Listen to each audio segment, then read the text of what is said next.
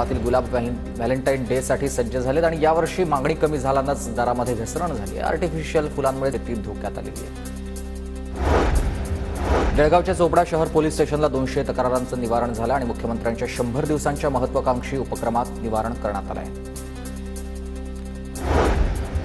सोलापूरच्या बार्शीमधील कट्टर विरोधक आजी माजी आमदार लोकार्पण सोहळ्यानिमित्त एकत्र आले। आमदार दिलीप सोपल आणि माजी आमदार राजेंद्र राऊत एकत्र आले। सोपल आणि राऊतांनी नवीन बसमधून एकत्रित प्रवास केला आहे।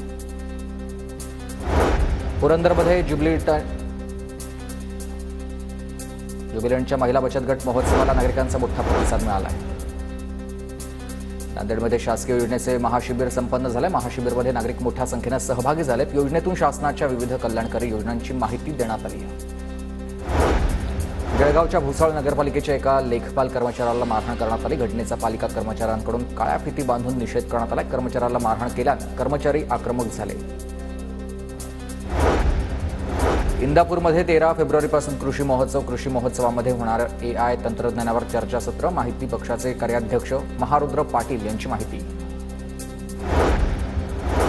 जळगावच्या पाचोऱ्यामधील राहत्या घरात शॉर्ट सर्किटमुळे आग लागल्याची घटना। 2.5 लाखांची रक्कम जळून खाक झाली आहे। सुदैवाने आगीमध्ये कुठलीही जीवितहानी नाही। धाराशिव जिल्ह्यामध्ये 20,000 शेतकऱ्यांचं सोयाबीन खरेदीविना पडून आहेत। हमीभाव खरेदी केंद्र बंद आणि सोयाबीनला भाव नसल्याने जिल्ह्यातील शेतकरी अडचणीत आहेत।